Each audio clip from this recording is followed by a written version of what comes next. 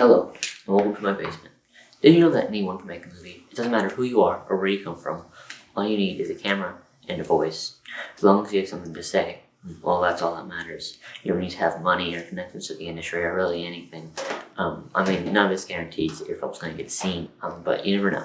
Maybe people end up liking it. And, the internet opens up way more opportunities for people to see independent films that would not have gotten seen on otherwise. Examples of independent cinema can be seen all the way back to the roots of film itself. But there are a couple directors and filmmakers that have kind of changed the landscape of independent cinema. And one of those, I think a big one, is Richard Linklater. His films and his filmmaking style have influenced countless other artists like Kevin Smith, just to name one, and they've gotten pretty big themselves. What I want to do with this video is examine Linklater's filmography and his career and how he got to where he is today.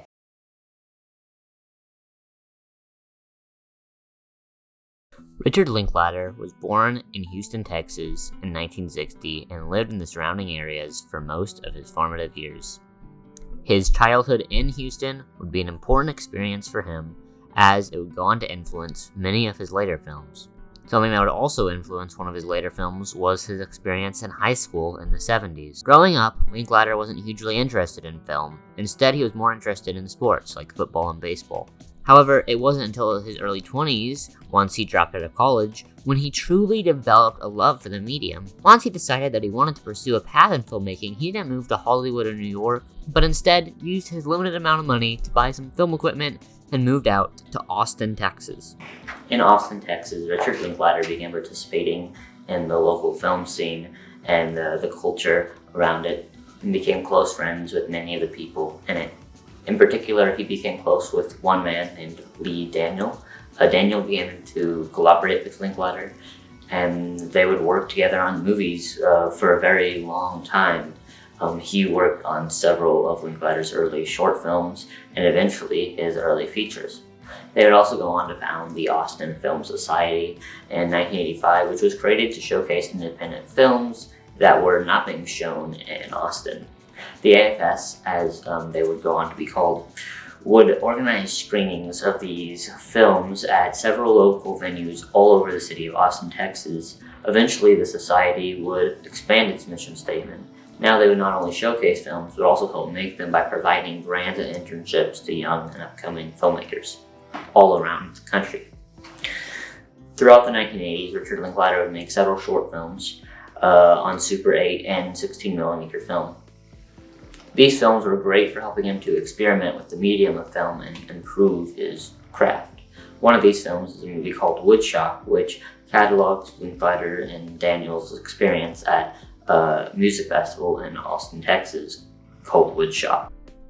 This short film really helps to visualize the growth of Linklater, the filmmaker, and has a lot of Linklaterisms, such as the lack of a real story or narrative and a focus on everyday dealings of ordinary people. These ideas are further shown and explored in even more detail in Linklater's features, including his first ever feature, 1988's It's Impossible to Learn to Plow by Reading Books. This is one of Linklater's lesser known features. In fact, it's probably his most unknown feature. It didn't even have any theatrical release of any kind. It's an extremely low-budget affair, being made for only $3,000, and every aspect of the film's production was handled by Linklater himself and was edited at a public access TV station in Austin. Even the main character is played by Linklater. Linklater admits it's mostly a visual experiment. It's mostly just dialogueless shots of Linklater traveling from place to place without any real meaning or purpose to the shots. They don't really form a narrative, or at least not a traditional one. There are a lot of complex ideas and themes that these shots are trying to portray, but the film doesn't really spell anything out for you. It's really a movie that you have to interpret, really interpret. The film is exactly what it wants to be, an experimental art piece that deals with the ideas of alienation, loneliness, and aimless wandering. However, I think it would work for me more if it was shorter and more concise. Even though there's a really beautiful or profound shot every once in a while, most of the movie feels like filler. Even still, this film is an important movie in Richard Linklater's whole filmography, as it allows us to see in real time how much he was learning, how much he still had to learn. Every project he made at this point in his career was still an experiment. He was still trying to figure out what he wanted to do and say with his movies, and the ideas and themes explored in this film are further and better explored in future films by Linklater. And it didn't really gain him any more widespread recognition and attention than he already had. After this film was finished, he still created independent movies and started his own production company to produce his work. This is the same production company that he works under today, Detour Productions. The first thing he did with this label was start funding another project. This feature film was significantly more high budget. It was made for only around $33,000, which is minuscule in the world of movies. Instead of following one character or even a group of characters, it jumps around from person to person. It's an anthology film in a way, showing a day in the lives of these slackers living in Austin. Fittingly, the film is titled Slacker. Even though Slacker and It's Impossible to Plow both use unconventional story structures, I think the structure of Slacker works a lot better with the story it's trying to tell. Lack of story may be a more fitting term, because this film doesn't actually have a central story or plot.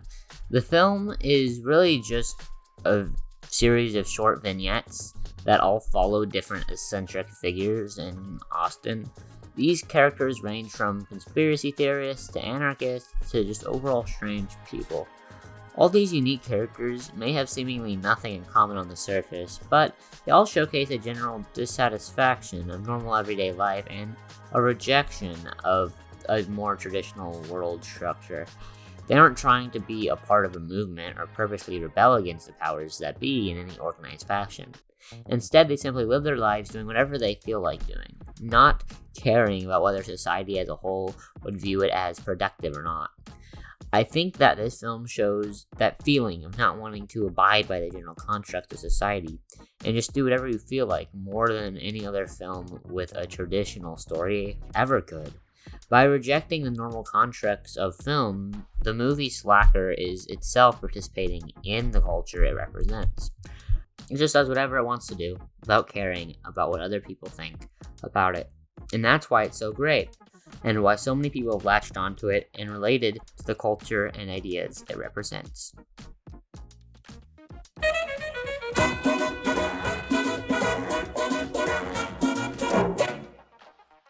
And oh boy, did people latch onto this movie. It premiered in July of 1990, but was screened at several film festivals throughout 1990 and 1991.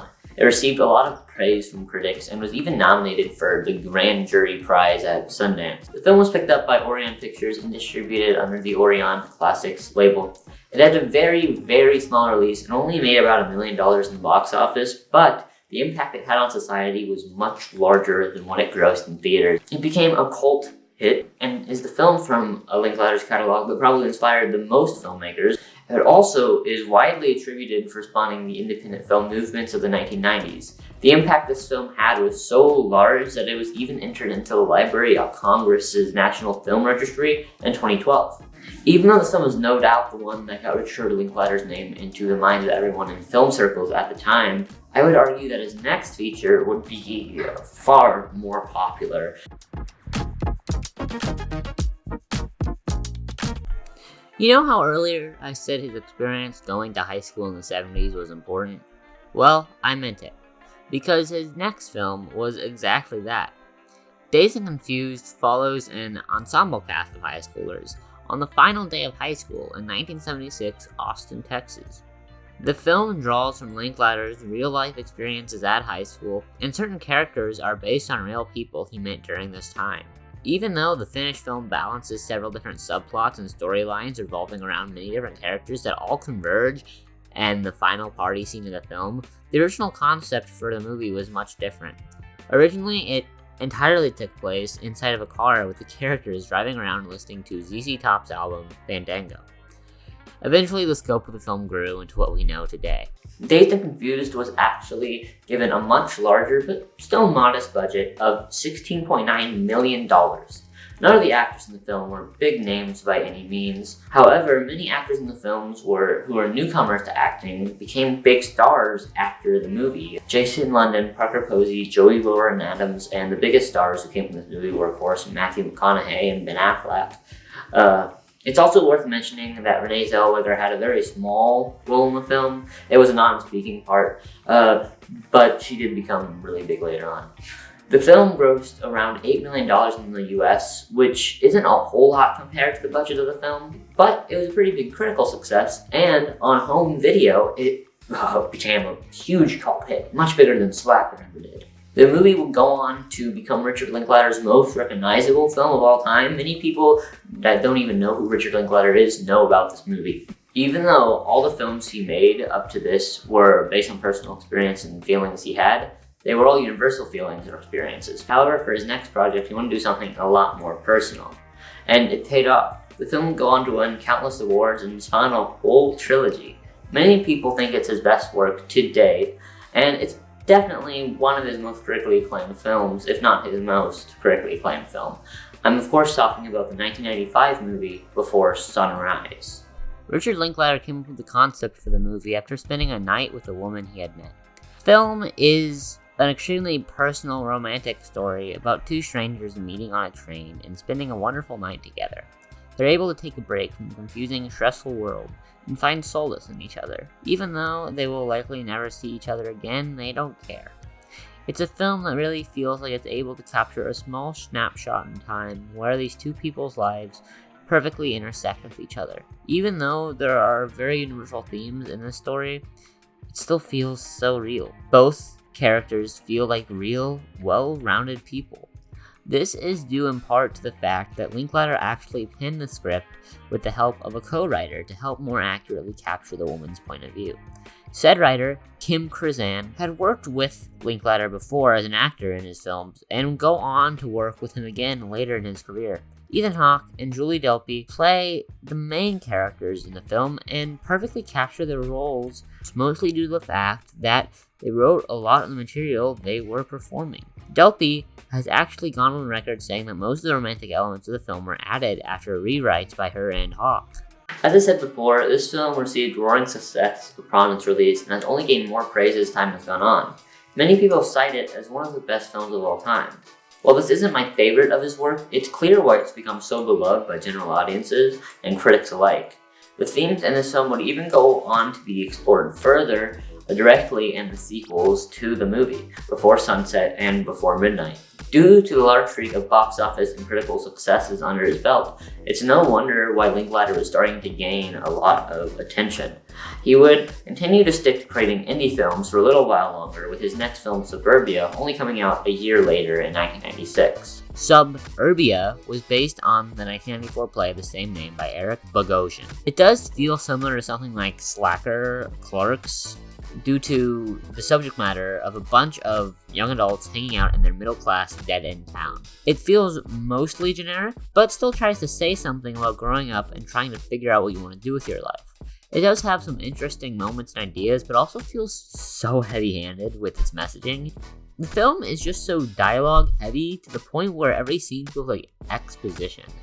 It also is a little too overdramatic at points. I kind of felt like I was watching like a soap opera or even a PSA. Compared to other Linklater films, this feels a lot less real and raw, and more like it's manufactured to say something, to send a message to the viewer. The characters and the town of Burnfield don't feel like they are living and breathing and exist outside the film. Linklater tries to make the film his by adding visual world building with the opening shots and mini shots interspersed throughout, and even the ending, but it doesn't really help the movie that much. I know a lot of people love this film, and I can see why, but it just doesn't feel like Linklater to me. His whole style is about showing the world and the people in it as it is, not over-dramatizing things or shoving the message of the story in your face. In everything he makes, the messages are pretty subtle, I would say. The film did really poorly at the box office, not even making $1 million.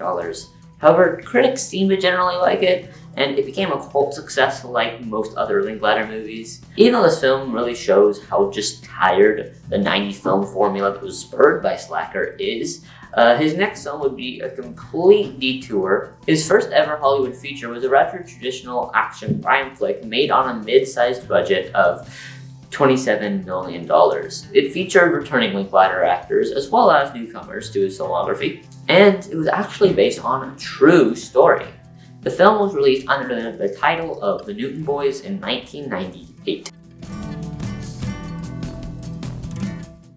The film, The Newton Boys, is based on the real-life story of the Newton Boys, who are a band of brothers who are to date the most successful bank robbers in all of history.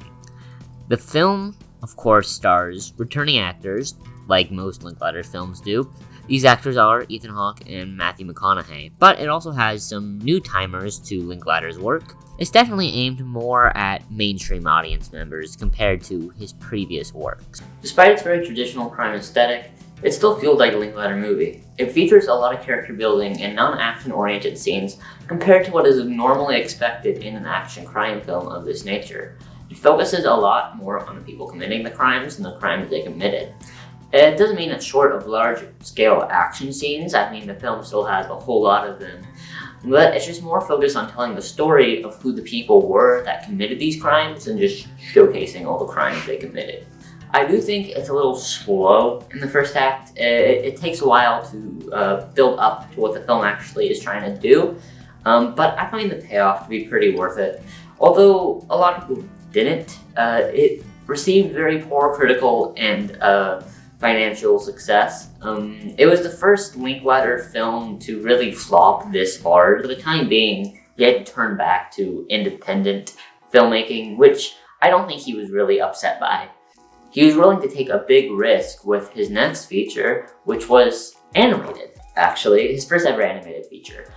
It used a form of animation called rotoscoping, where a movie is filmed entirely in live action, and then the actors are traced over and animated in post-production. This film used a computerized rotoscoping software called Photoshop. The film I'm talking about is Waking Life, and for all the risks it took with a strange style and premise, it paid off, and it got a lot of people talking about Linklater again, when so many people thought that his career was kind of dead in the water after The Newton Boys. The story of the film is very abstract and strange. Some may not even call it a story at all. It's a bunch of loosely connected segments and vignettes that all deal with themes of existentialism, free will, and the meaning of life. There aren't any real transitions between any of these scenes, and the only through line is the main character played by Wiley Wiggins, who previously appeared in Linklater's film, Dazed and Confused. Even he doesn't play a big role in any of the scenes though. He mostly just aimlessly wanders around this ethereal plane, continuously running into strange people and characters. The structure is dreamlike in a sense, which is exactly what it's going for. The movie is trying to recreate what it feels like to be in a dream. In that regard, it succeeds. It was actually based on a dream Linklater had 20 years prior. It's really insane that he managed to adapt a dream of all things into film. Linklater himself didn't think it was possible until he came across the rotoscoping technology that would eventually be used to make the film. However, because of its lack of a story, it can feel pointless and meandering at times. But I think that it's still able to say a lot even without a traditional story structure. Even though it was made on only a budget of only $2 million, much smaller than his previous film, it did manage to make back its budget, though barely. The movie was nominated for many awards, and got Linklater back into making independent movies again. He proved to the world he was still a groundbreaking, innovative filmmaker as he was 10 years ago. The next film he made was also boundary-breaking, if not on a much smaller scale than Waking Life. This is because the 2001 film takes place fully in real time. It was made on only a budget of $100,000, and flew under the radar a bit at the time of its release. It's still one of his lesser-known movies, though that doesn't make it any less worth talking about. This film is based on a play like Suburbia, and is very dialogue-heavy because of it. However, unlike Suburbia, I like this one. To be honest, this is one of my favorites of his. It's very small-scale and contained. However, it's still really able to stick with you, mostly due to its real-time nature. It's very suspenseful and constantly leaves you wondering what will happen next. It feels incredibly real despite it being mostly made up of dialogue. Actually, because of it. It feels like a look into a singular, incredibly hectic moment where these people's lives intersect. The film does deal with more serious subject matter, but I think it handles it pretty well. The victim is just trying to move on when the self-righteous moron brings it back into the light to try to gain some sort of selfish gratification from it. It's a rather standard story setup, but by the end, the film still does something interesting with it by showing how both parties are incredibly narcissistic, selfish people who have their own self-interests in mind. The film has a very small cast, but every member of it contributes to making the final product as good as it is. But that's not really that hard of an achievement with a budget that small. And again, it wasn't really a huge hit with general audiences. His latest indie films were well received critically, but didn't make a whole lot of money, and because of that, studios were still not very willing to fund his endeavors. In the meantime, he made other film-related projects, one of which was a short film called Live from the Shiva's Dance Floor about Timothy Levitch, also known as Timothy Speed Levitch, a very interesting and eccentric New York tour guide and philosopher who shares his perspectives on the, at the time, recent 9/11 tragedy. Linklater's next film wouldn't come until 2003, but when it did, it was a big moment in his career. It showed he had a lot of potential as a director of big-budget Hollywood productions with his biggest budget yet. However, it may not be what you expect from him. It's a very oddball direction for his career to go in, given the genre of the movie is a studio comedy that was marketed at families nonetheless. The movie I'm talking about is the 2003 movie, School of Rock. The film wasn't written by Linklater, but instead by Mike White, who is a comedy writer, known for other films such as Orange County. The film was inspired by the Langley School music project,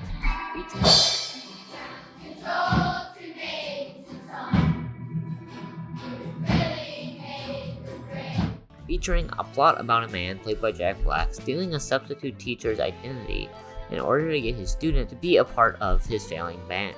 It may not be what you would expect from Linklater, but it finally gave him some mainstream attention. It earned $130 million and opened at number 1 at the box office. It even went on to become the highest grossing music-themed comedy film of all time, until it was overtaken in 2015 by Pitch Perfect 2. It got Linklater's name out there to a new crowd who otherwise wouldn't really care about it. The film was a financial success and a critical success, garnering rave reviews and an 82% rating on Metacritic to this day. It even spawned a musical in 2016 and a television series on Nickelodeon. Personally, I find it to be a perfectly serviceable studio comedy. It doesn't really do anything like crazy new or original. It doesn't incorporate any deeper themes or underlying messages, but it doesn't need to. It even gave Jack Black a major award nomination at the Golden Globes and helped push his career forward as well. This film pushed Linklater into the spotlight also and allowed him brand new opportunities like writing a pilot for HBO, which as far as I can tell got filmed. However, you can't find it anymore online outside of a couple clips, and nothing ever came of it. But for now, let's see what his next film is offering. His next film would be a sequel to one of his earlier movies. However, this wasn't a sequel that was rushed to make off of a previous success. Quite the opposite, actually. The film I'm referring to is Before Sunset, which was a sequel to Before Sunrise, Linklater's romantic drama. The movie was released 9 years after the first film and takes place exactly 9 years after the events of that movie. It sees Jesse and Celine reuniting after 9 years and recollecting on the night and how it changed the trajectory of their lives. They reconsider what it actually meant and how they should proceed with their relationship. Whereas the first film was about young love and the beauty of living in the moment, this film discusses what happens after that moment and how harmful it can be to idealize that moment and try to get the rest of your life to live up to the standard of that moment. The film is actually very deep and covers a lot of interesting and important themes, unlike the first film, which was mostly filled with empty philosophical ramblings of a dumb young adult.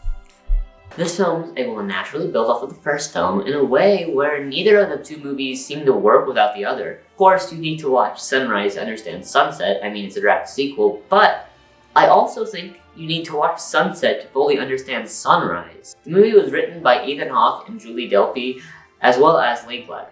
And all three were able to use their real-life experiences to craft a perfectly executed look at how these characters would have aged. You also see a lot more ambition in this film, as it's through its use of a real-time structure that was used in tape. The movie not only shows the progression of these characters, but also shows the progression of the people making the movie. Even in the independent film sphere, Linklater was succeeding in ways he just hadn't before. This is the year he was nominated for his first ever Academy Award for Best Adapted Screenplay. Overall, this was an amazing era for Linklater. So, what's next?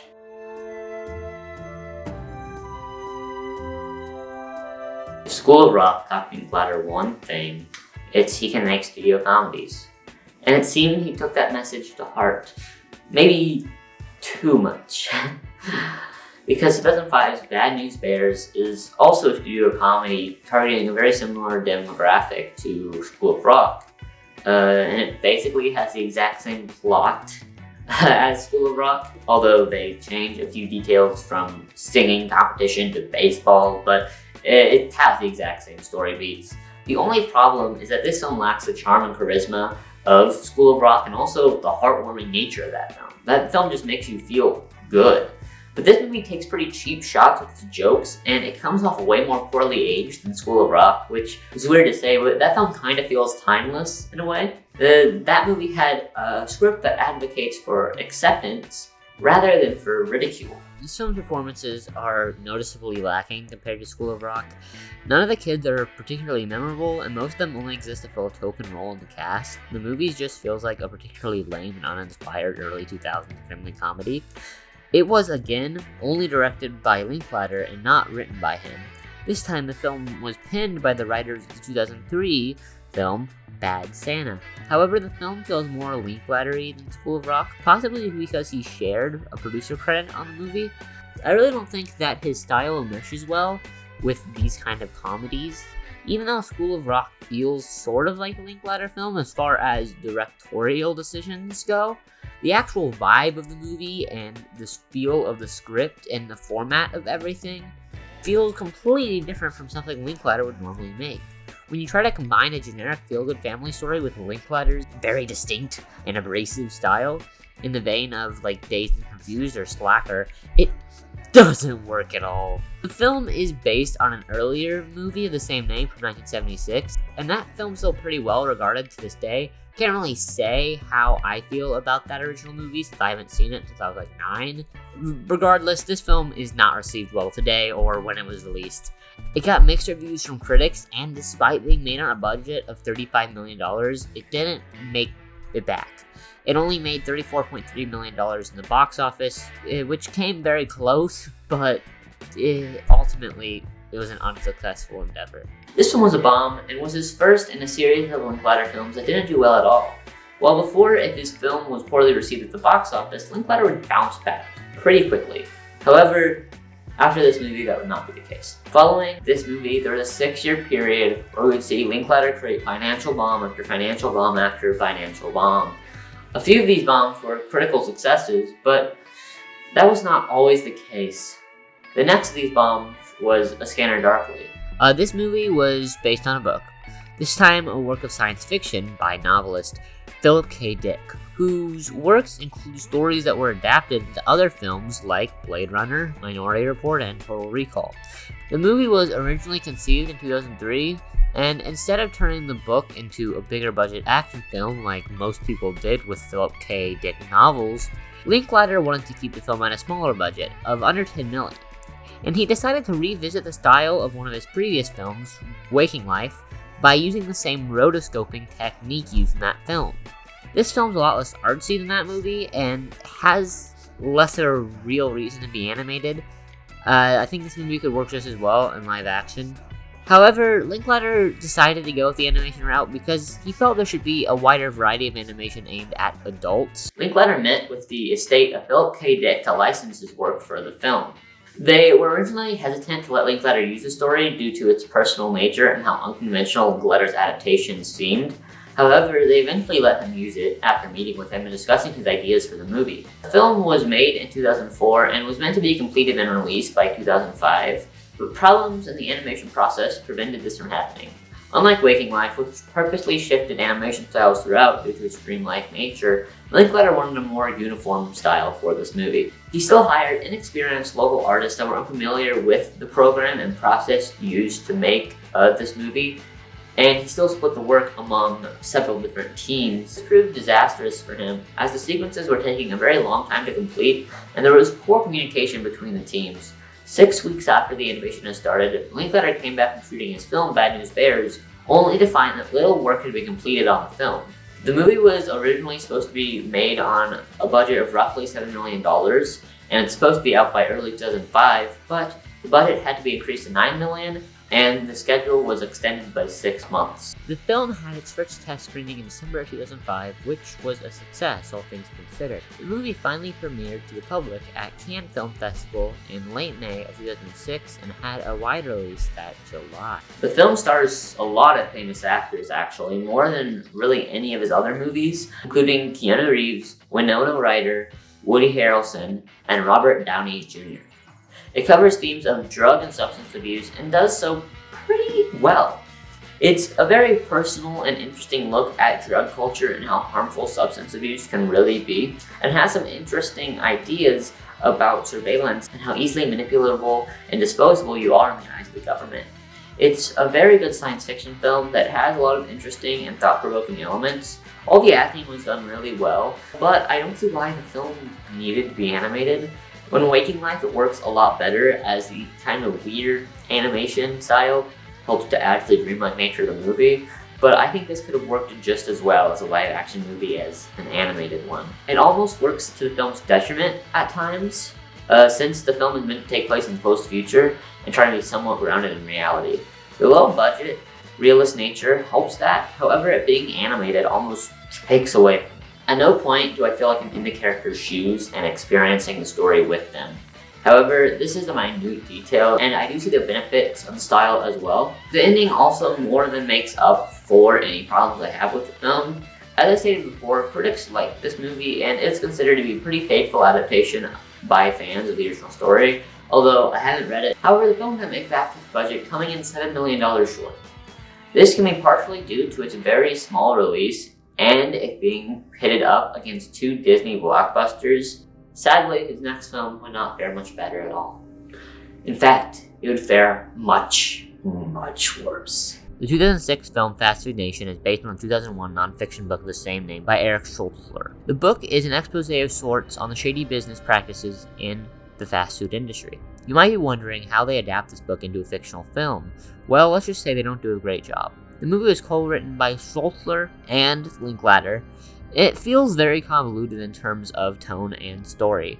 There are a lot of subplots in this movie that showcase different aspects of the fast food industry, and none of them really pay off. The 2 main subplots are about kids working at a location of the fast food chain, and illegal immigrants working in the factory where the patties are produced. The former is very preachy and boring, thinks it's saying way more than it actually does, and the latter doesn't even fit into the story. The plot that ties all of this together, a fast food higher-up from corporate going to this town where the meat production plant is and where the kids work at this franchise of the fast food chain. And he goes here to figure out the corruption that's going on. And that's sort of interesting, and I thought that's what the film was about, until that subplot just ends. And I get why it ends, because he gives up, right? He doesn't get to the bottom of what's going on, because what's going on is so deep that he can't get to the bottom of it, right? And it would kind of be more satisfying if the movie just ends there, but it keeps going on to try to build a payoff of sorts to the soap opera subplot and the preachy teen subplot, which it doesn't even really do by the end. Personally, I feel as if this is the worst movie Linklater ever made. It seems like critics and general audiences agree with me for the most part. Although it did get mixed reviews critically, and I did find some people praising the movie, it only garnered around $2 million in box office earnings, and it isn't remembered fondly today, like, at all. While most people don't hate it as much as I do, it's still considered to be one of the weakest points in his filmography.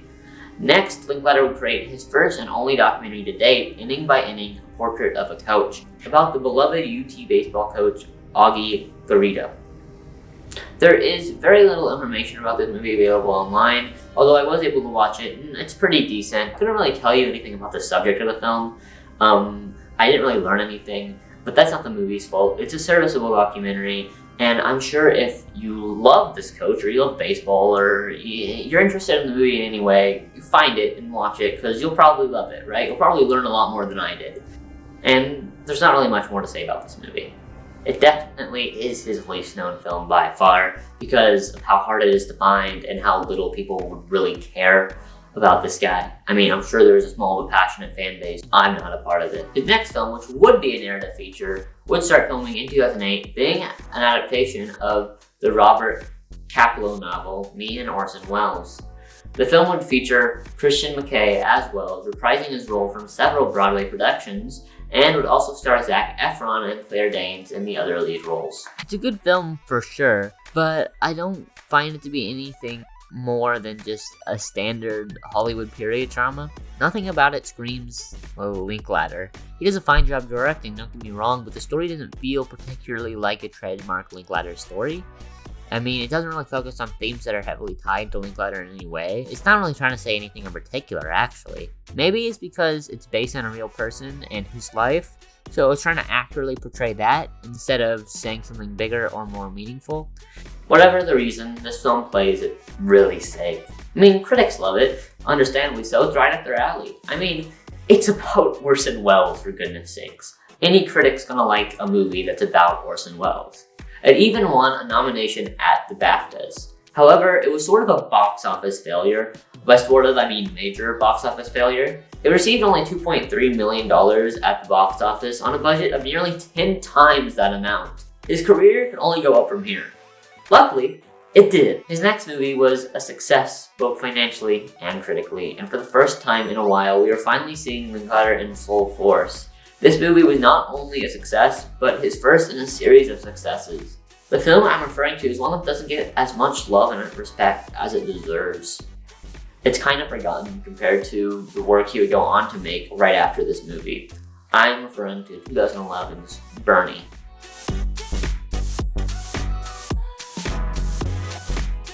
This film is a strange one. It's based on the real story of a man named Bernie Teed from Carthage, Texas.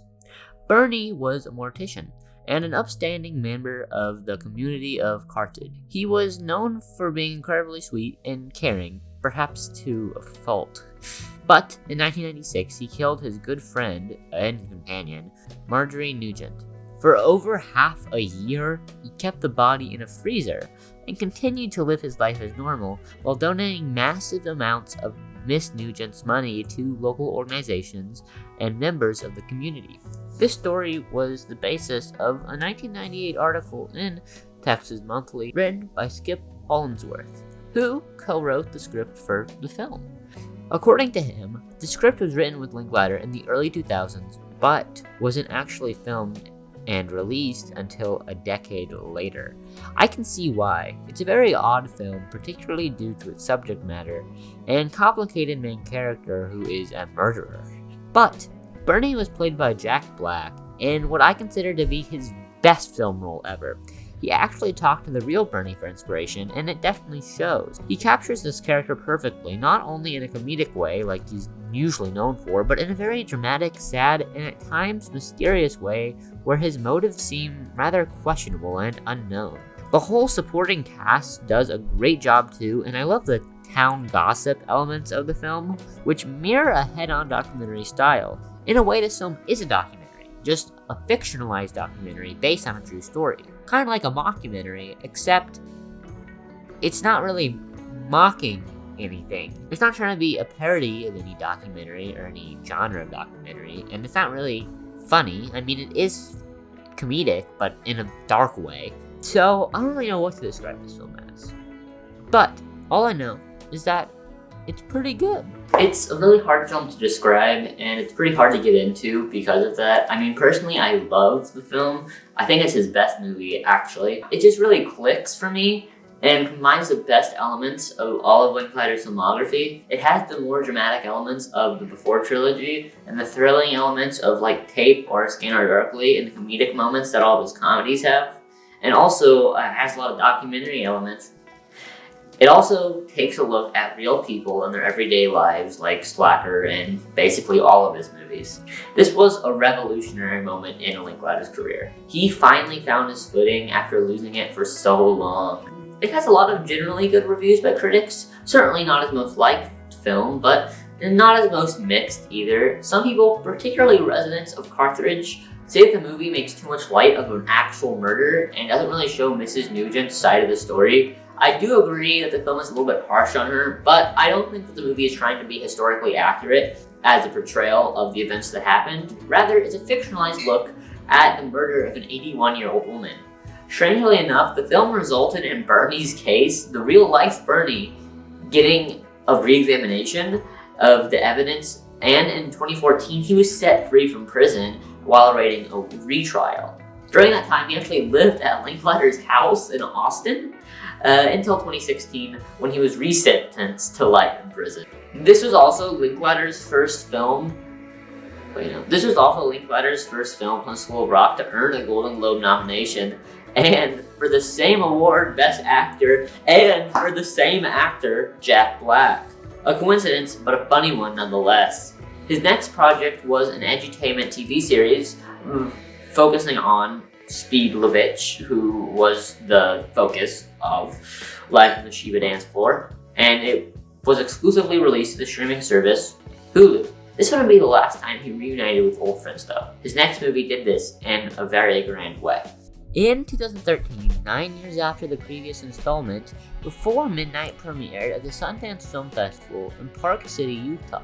It is the longest of any Before film, and also the least well-received. I mean, people still love this movie. I love this movie. But its change in tone and less romantic message turns a lot of people off. It was again written by the trio of Linklater, Hawke, and Delpy, as well as being based on the experiences of the three. It's really a great closer to this saga, as it not only reflects where these characters are in their lives, but also where their actors are in their life journey. The first film was a very spontaneous and intimate love story, and the second is about retrospecting on the experience and what could have come of it, and the third shows us what actually came of this relationship and the long-term consequences of it. It breaks the layer of idealized romanticism built up on the first two movies and how people view them to show you the truly unhealthy and toxic relationship they have. It isn't all awful. There are certainly parts of each other that they both love.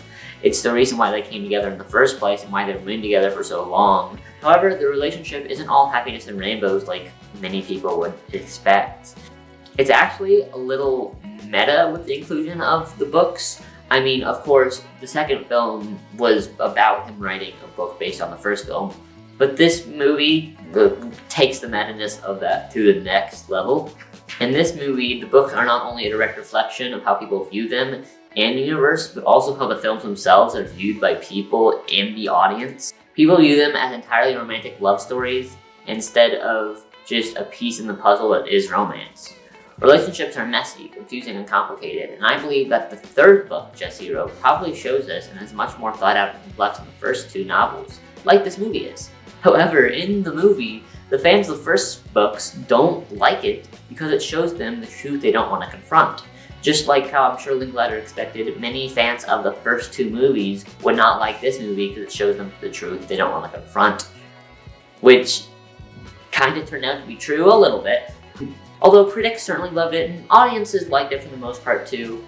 But it did leave some people disappointed because it broke their shallow understanding of Jesse and Celine's relationship.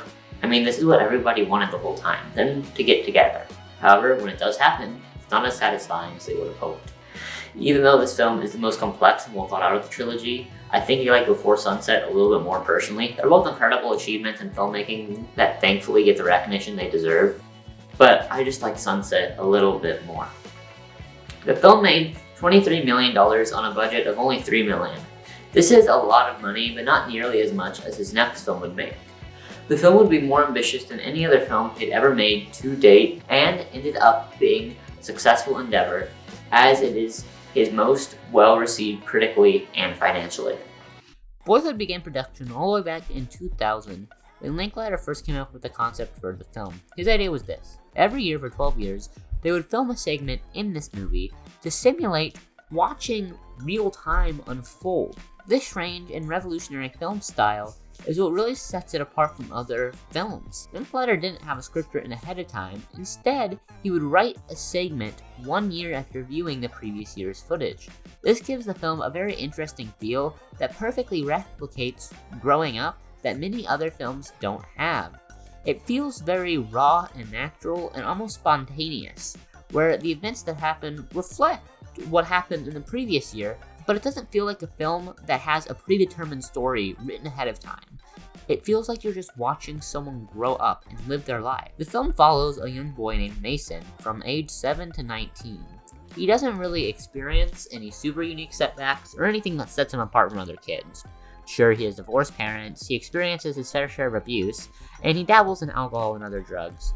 The movie isn't about any of these things. Unlike most other coming-of-age films, the movie isn't about a specific experience or a specific situation or a specific event, but tackles every single aspect of growing up.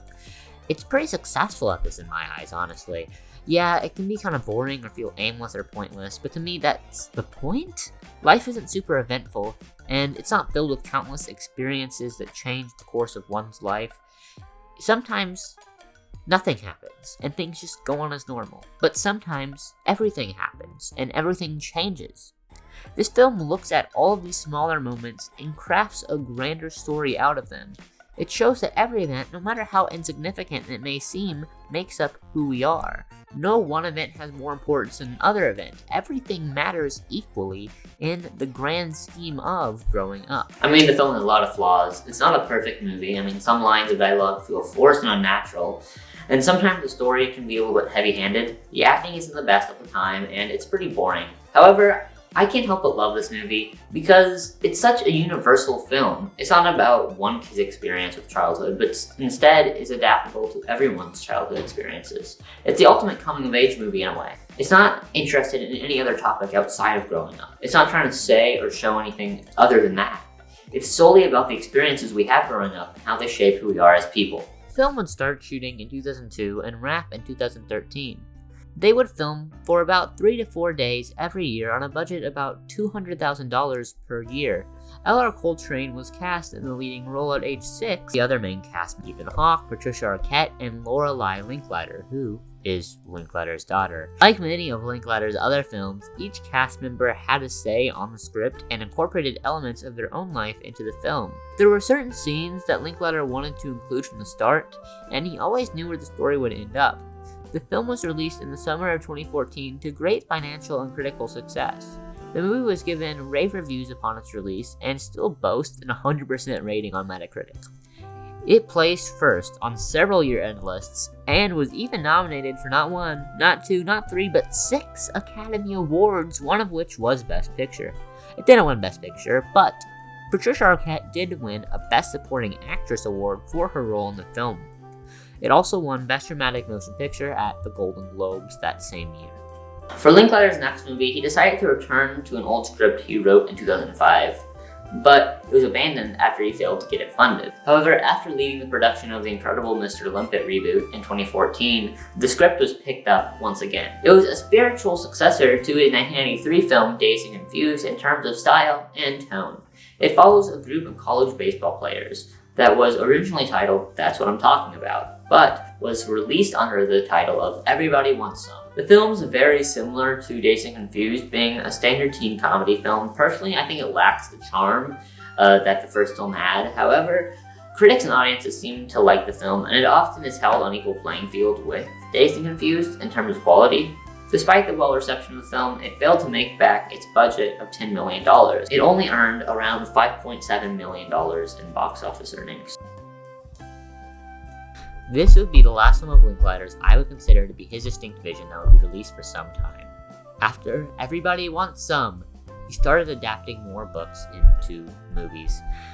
To me, these feel more like a Mead Orson Welles situation where you can kind of see his directorial style in the film, but it doesn't feel uniquely his. I mean, he still cares about and understands the source material he's adapting for the most part.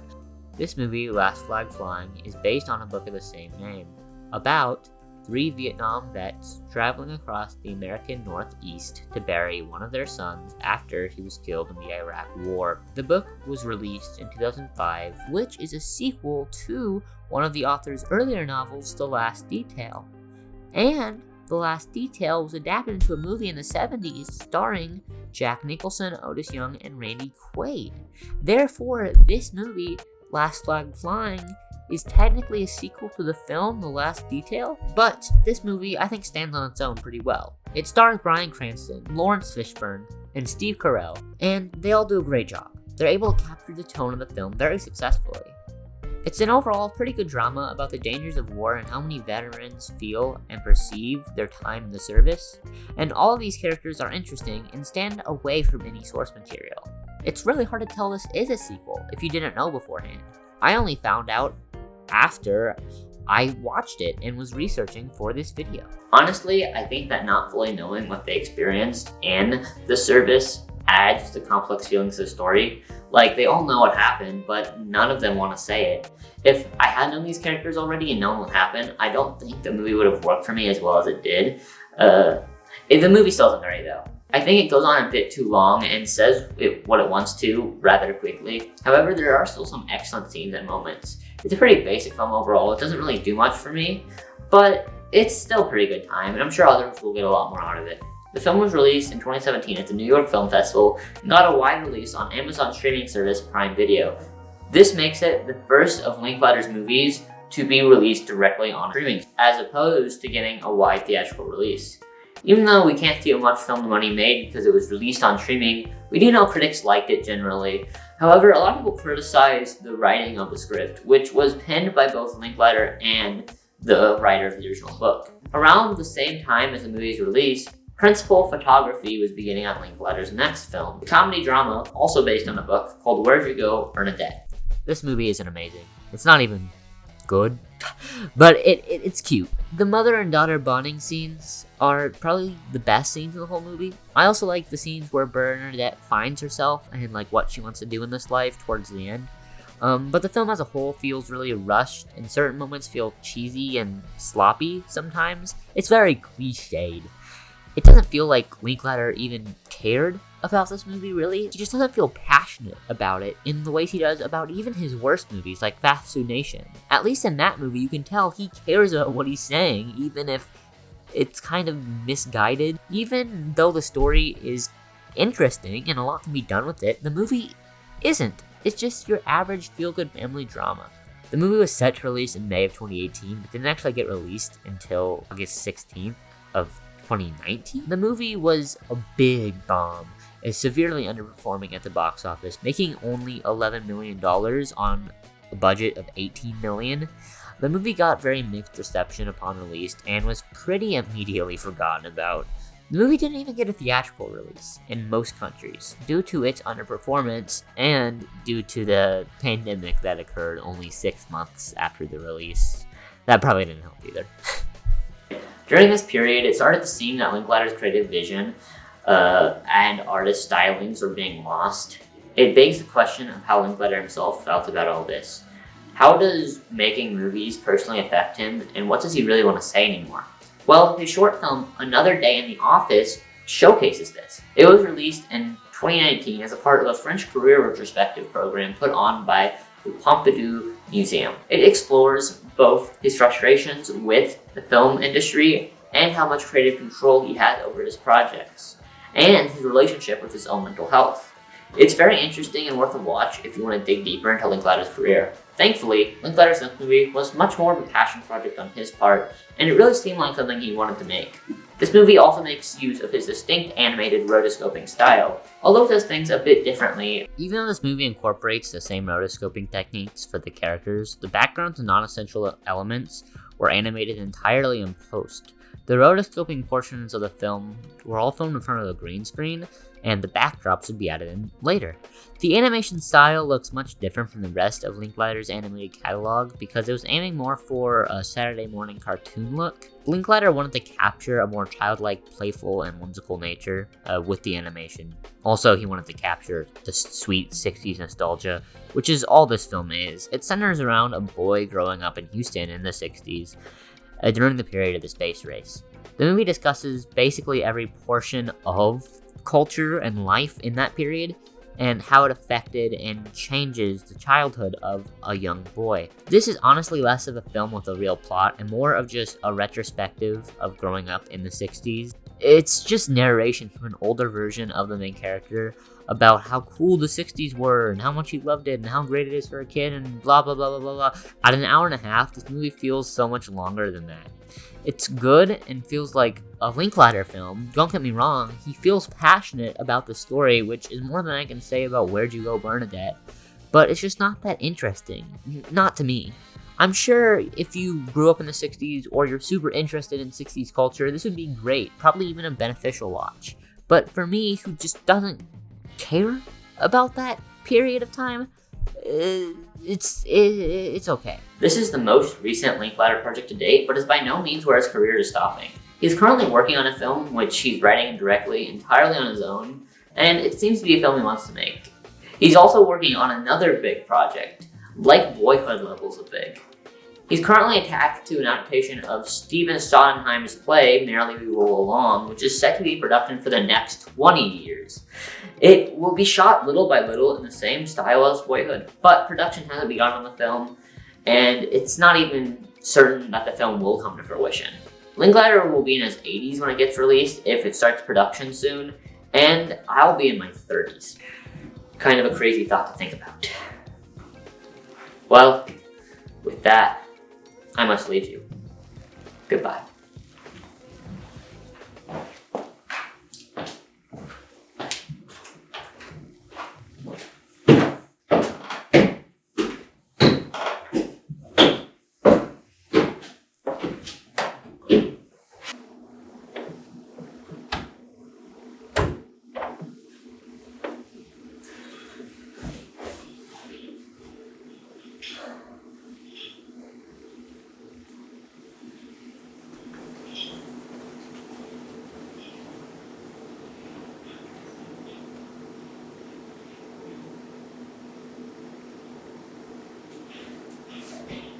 You don't have to keep doing this to yourself. But I want to. You haven't made a video in 2 months. The series doesn't make you happy anymore. This is my life, it's all I have. I don't know what I would do without it, you know? If I'm not Basement Kid, then who am I? Well, who do you want to be? I don't know.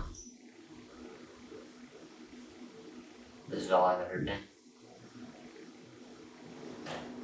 Can't hold on to persona from when you were 12 forever. I don't know what else. I don't know what else to do. Okay, I don't know what else I would do. Can't leave. Just go. I'll be fine.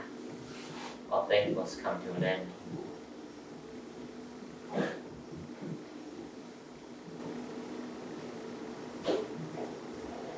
Okay, bye.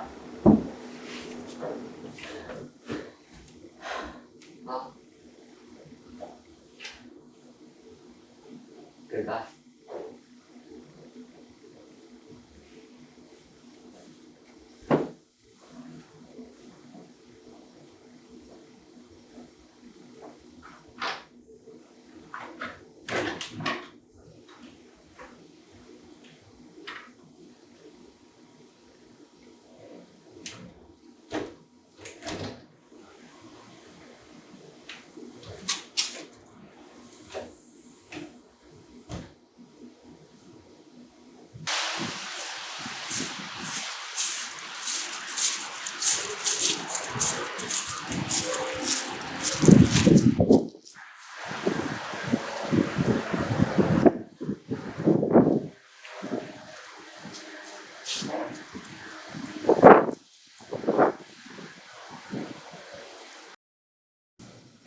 Hello? This is Basement Kid. Well, not the one you know. A different one. I'm the real Basement Kid. The persona without the person playing him. He's gone. He's ran away by now, which is all well and good for him.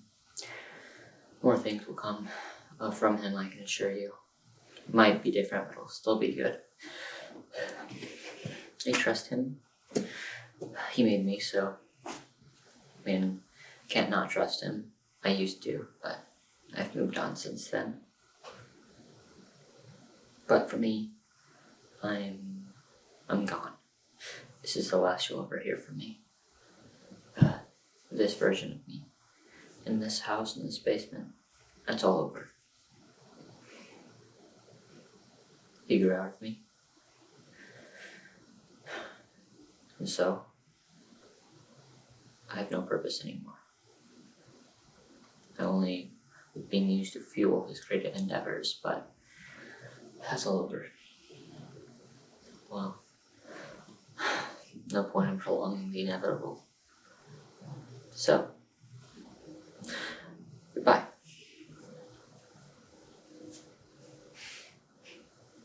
Perhaps we'll meet again. Sometime.